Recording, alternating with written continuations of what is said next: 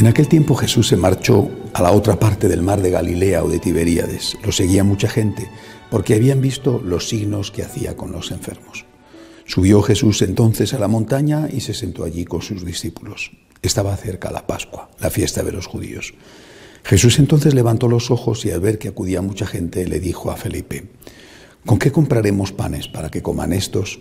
Lo decía para probarlo, pues bien sabía él lo que iba a hacer. Felipe le contestó: 200 denarios de pan no bastan para que a cada uno le toque un pedazo. Uno de sus discípulos, Andrés, el hermano de Simón Pedro, le dice: aquí hay un muchacho que tiene 5 panes de cebada y 2 peces, pero ¿qué es eso para tantos? Jesús dijo: decid a la gente que se siente en el suelo. Había mucha hierba en aquel sitio. Se sentaron. Solo los hombres eran unos 5.000. Jesús tomó los panes, dijo la acción de gracias y los repartió a los que estaban sentados, y lo mismo todo lo que quisieron del pescado. Cuando se saciaron, dice a sus discípulos: recoged los pedazos que han sobrado, que nada se pierda. Los recogieron y llenaron 12 canastos con los pedazos de los 5 panes de cebada que habían sobrado a los que habían comido. La gente entonces, al ver el signo que había hecho, decía: este es verdaderamente el profeta que va a venir al mundo. Jesús, sabiendo que iban a llevárselo para proclamarlo rey, se retiró otra vez a la montaña él solo. Palabra del Señor. Es el milagro de la multiplicación de los panes y los peces, lleno de detalles como que había mucha hierba en ese sitio, la conversación del Señor con Felipe, detalles que nos indican que hay un testigo que lo vio, que es el que lo cuenta, porque si no, estos detalles, que son innecesarios, no se inventan. Estamos ante un milagro que, como el resto, son milagros que ocurrieron, pero que tenían un significado que iba más allá de la alimentación de unas cuantas personas. El primero, evidentemente, es la preocupación de Jesús por los que tienen hambre. Creo que esto es lo primero que tenemos que tener en cuenta.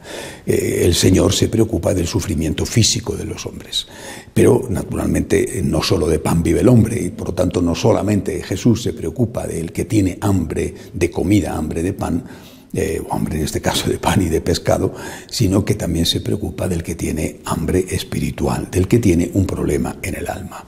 De todas las maneras, a mí, dentro de lo que se puede destacar de este maravilloso milagro, me llama la atención una cosa.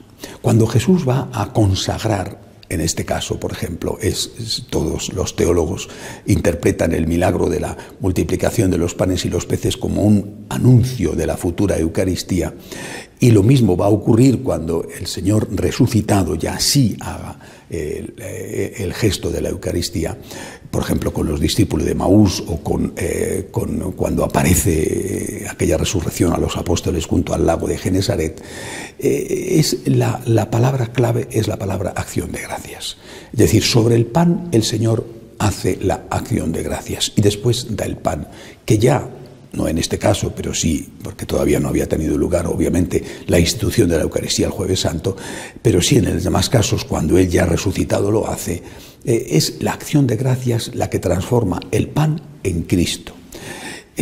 Por eso la Eucaristía, nosotros la llamamos así, Eucaristía, que es una palabra de origen griego que significa acción de gracias. La Santa Misa la llamamos acción de gracias. ¿Esto qué significa? Que nosotros también podemos espiritualmente transformar nuestro pan, nuestro trabajo, nuestra salud, nuestros bienes materiales. Podemos transformar lo que tenemos en Eucaristía mediante la acción de gracias. Cuando tú das gracias por algo, entonces estás transformando ese algo por el cual o por lo cual das gracias, lo estás transformando en una realidad superior. Cuando tú no das gracias, sigue siendo pan, vino, personas, paisajes, dinero. Cuando tú das gracias, lo transformas en una realidad superior. Es la acción de gracias lo que cambia profundamente eso. Sea una persona, doy gracias por la persona que amo, doy gracias por mis hijos, doy gracias por mis padres, doy gracias por mi familia, o sean cosas, el dinero, la comida. La acción de gracias es lo que transforma las cosas. Es decir, hay una realidad positiva, ¿verdad? La comida es una realidad positiva, el descanso es una realidad positiva, las personas sobre todo, hay una realidad pero que se transforma, que se enriquece, que llega a su plenitud cuando doy gracias por ello. Basta dar gracias verbalmente, basta dar gracias cordialmente, es decir, con el corazón, ¿es suficiente? Yo creo que ese es el primer paso.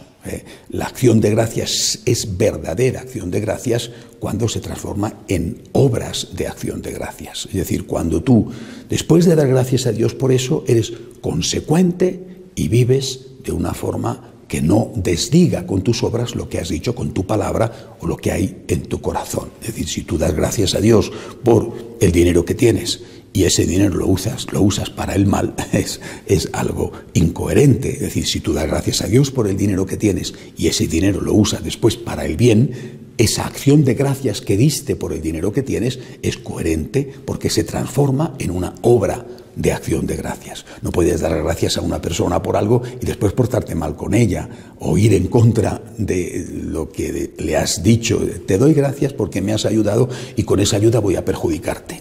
Te doy gracias, Señor, por el dinero que tengo y con ese dinero que tengo voy a hacer el mal.